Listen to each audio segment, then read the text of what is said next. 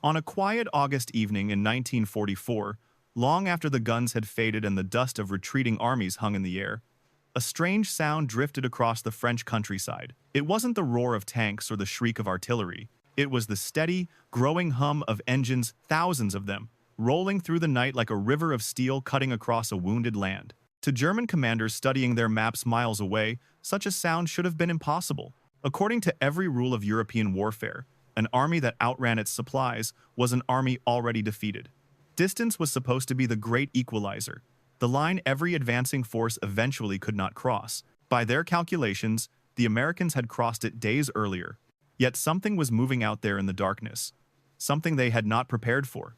How did an army that should have been immobilized by mathematics continue to accelerate across France? And who were the men, many of them young, exhausted, and denied full rights in their own country, who kept those engines roaring through the night? The answer was a logistics miracle the German General Staff never imagined. But history remembers it by a simpler name: the Red Ball Express. Long before the Red Ball Express carved its path across France, German commanders believed they already understood the limits of mechanized war. They had learned those limits the hard way. On the vast steppes of Russia, their panzers had surged forward only to stall when roads dissolved into mud, when horses, still the backbone of their transport, lagged behind steel columns, and when railway tracks of the wrong gauge trapped supplies hundreds of miles from the front. To the Wehrmacht, logistics wasn't an abstract concern. It was the force that had strangled their greatest offensives. And now, in the summer of 1944, they believed the Americans were about to meet the same fate. From East Prussia, German staff officers studied the terrifying speed of Patton's Third Army 12 divisions, pushing more than 400 miles in little more than a month. No army in European memory had moved like this. But the numbers, the Germans believed, made the situation unsustainable. An armored division needed 150,000 gallons of fuel each day. An infantry division required 700 tons of supplies. An armored division demanded 1,000. Patton commanded 12 of them. The math seemed absolute. The Americans had crossed a distance that no amount of optimism could overcome. The laws of physics, as one German general wrote, cannot be violated, not even by American industry. In the Znau the Merit. Meanwhile, along the shattered roads of northern France, the Americans saw a different kind of problem. The rail network was ruined.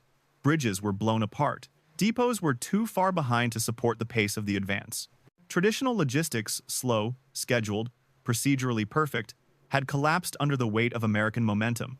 Something new was needed, something no manual had ever described.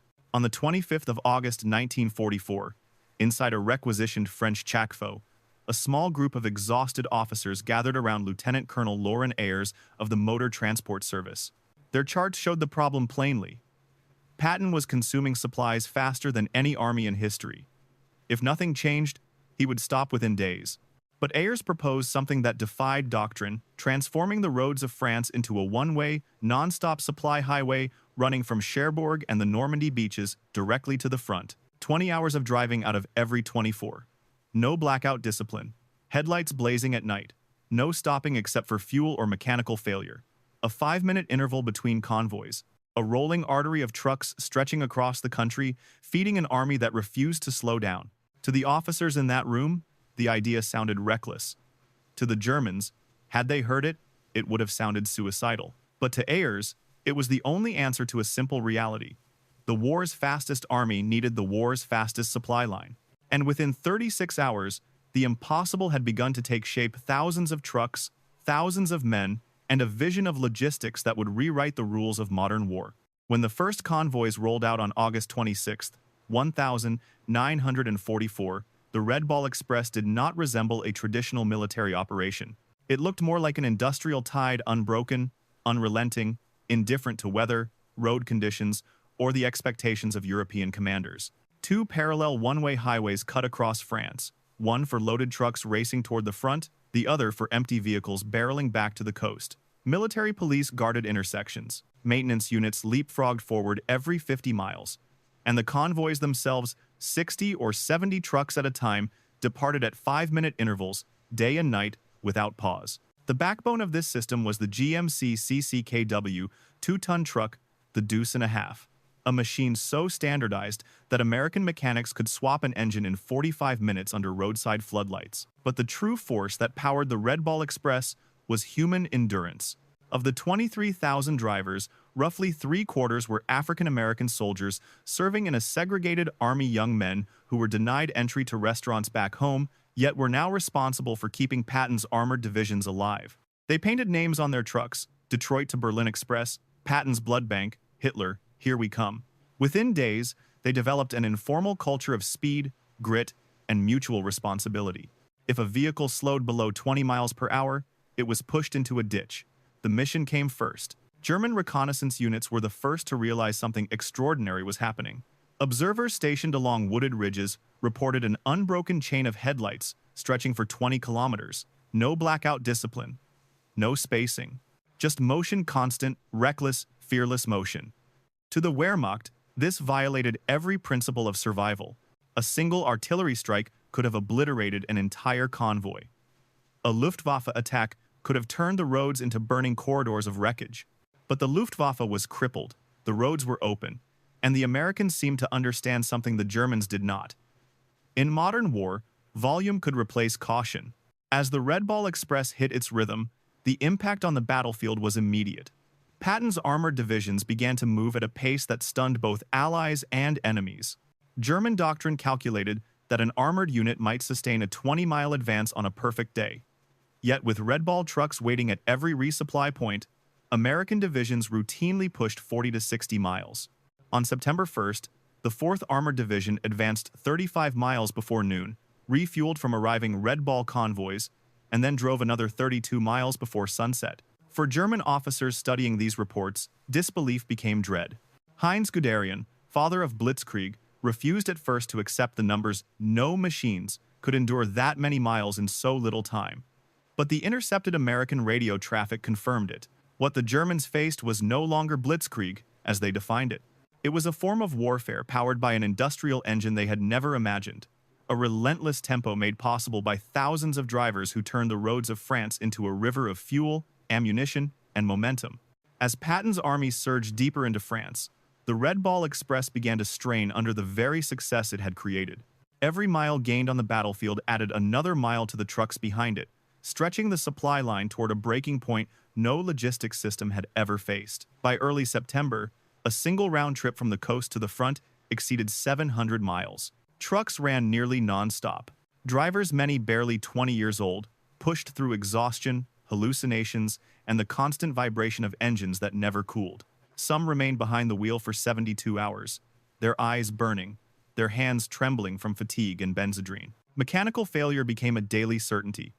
Roughly 1,800 trucks broke down every 24 hours, collapsing under overloaded cargo and shattered suspensions. Maintenance crews turned the roadsides into makeshift workshops, crawling beneath steaming engines in the rain, the darkness, or the rising dust. They developed a triage system. 15 minutes to repair what could be repaired. Anything worse was dragged into a ditch, cannibalized for parts, and abandoned. By late September, over 5,000 vehicles had been consumed by the operation, more trucks than the entire German army possessed in France. The human cost was steeper. Accidents on narrow French roads killed hundreds of drivers. Fog caused chain collisions. Overheated engines ignited beneath fuel tankers. A single mistake on a crowded night convoy could send a truck tumbling into a ravine, yet morale held. The men knew they were sustaining the fastest advance in Allied history, and many understood something deeper.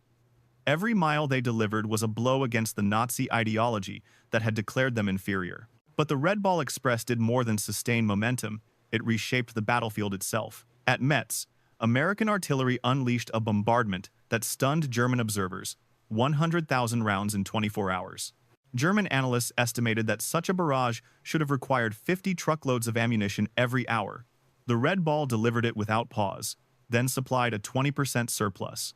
Meanwhile, German artillery units defending the same city were rationed to 50 rounds per gun per day. The imbalance was overwhelming, one side burning ammunition at industrial scale, the other scraping the bottom of empty depots. By mid-September, German intelligence believed the American system was beginning to collapse. Convoy spacing increased, truck speeds dipped, and drivers were visibly exhausted. It appeared, for a moment, that Patton would finally face the same paralysis that had crippled German offensives in Russia. But within 72 hours, the Americans adapted. They created intermediate transfer points that halved driver distances, reorganized routes, doubled vehicle assignments, and established forward maintenance hubs. By September 12th, the impossible had happened again. Daily tonnage increased. What should have been the breaking point became another surge of momentum. The lesson for German commanders was devastating.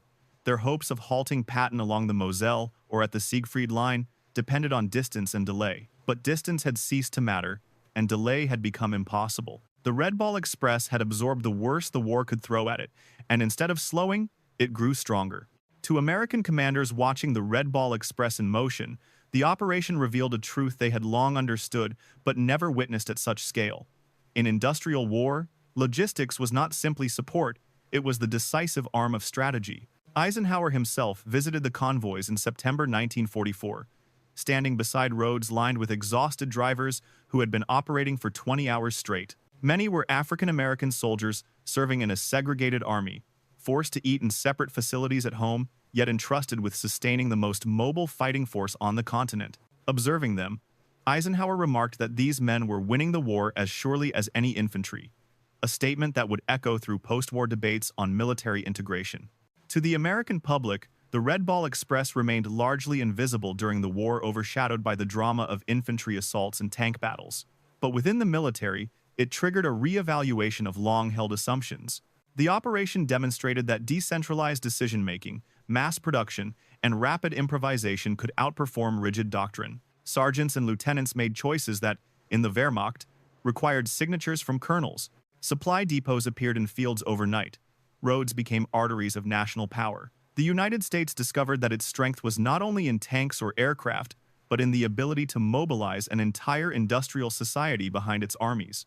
For the Germans, the Red Ball Express produced a strategic reckoning. Reports filtering into Berlin and East Prussia revealed an enemy operating at a tempo they could neither match nor disrupt. Luftwaffe units lacked the fuel and aircraft to threaten the convoys. Artillery bombardment proved useless against roads constantly repaired and routes constantly shifted. Field Marshal von Rundstedt famously concluded that the Americans had made distance irrelevant, erasing what had once been the most dependable constraint on mechanized warfare. Across Europe, the Red Ball Express reshaped civilian perceptions as well. French towns that had endured years of scarcity under German occupation now watched endless streams of American trucks carrying food, ammunition, and gasoline. Children lined the roads, receiving candy, soap, or rations from drivers who had little but still gave freely. The convoys became a symbol of abundance, a stark contrast to the austerity imposed by the occupying power. Reports from the German intelligence service noted that resistance activity surged wherever the Red Ball passed, fueled not by propaganda, but by the simple evidence that liberation came with resources, not ration cards. By the autumn of 1944, the world had witnessed something new, a demonstration that industrial democracy could outproduce, outsupply, and outlast a totalitarian regime that had defined itself by discipline and efficiency. The Red Ball Express was more than a logistical marvel. It was a statement of American capability that reshaped strategic thinking on both sides of the Atlantic. By the time the Red Ball Express shut down in November 1944, the roads of France bore the marks of a miracle that had lasted just 82 days. Ruts carved deep into the earth, bridges hastily rebuilt, abandoned trucks rusting in ditches like silent memorials to the men who refused to stop driving. The operation dissolved almost as quickly as it had appeared, but its impact remained etched not only into the landscape, but into the very shape of the Allied victory. In the months that followed, German officers studying their defeat reached a sobering conclusion. Their armies had not been broken solely by superior tactics or battlefield maneuvers. They had been overtaken by a nation that could turn factories, railroads, and city streets into instruments of war. In their final interrogations, many German generals spoke of the shock they felt watching American trucks pour across France in endless columns. "We prepared for your tanks," one of them admitted. "We never prepared for your trucks." For the United States, the legacy was larger than a single campaign. The Red Ball Express demonstrated that modern war belonged to the side that could deliver fuel, ammunition, rations, spare parts, men faster than any enemy could destroy them. It proved that logistics was not merely the backbone of strategy, but its beating heart, and it showed the world that industrial democracy with all its imperfections and contradictions, could mobilize a force greater than the sum of its parts. The men who carried that legacy were the drivers themselves, 23,000 soldiers, many of them African American, who fought their war behind the wheel. They confronted exhaustion, danger, discrimination, and the cold indifference of history. Yet, they kept driving, mile after mile, proving through action what had been denied to them in words. That courage, discipline, and excellence belonged to no single race. Their contribution helped lay the groundwork for a different America after the war, one that would eventually recognize the injustice of segregation and the power of those who had served under its shadow. Today, the lessons of the Red Ball Express still echo through every modern conflict. Logistics determines momentum. Momentum shapes strategy, and strategy decides the fate of nations. The convoys that roared across France at 35 miles per hour did more than keep Patton moving. They redefined what victory looked like in the industrial age. What about you? When you think back on this extraordinary operation, what stands out most: the scale, the sacrifice, or the surprising truth that trucks, not tanks, may have been the most decisive weapon of 1944? Share your thoughts below. And if you'd like to explore more stories where warfare, history, and human endurance collide, join us for the next chapter.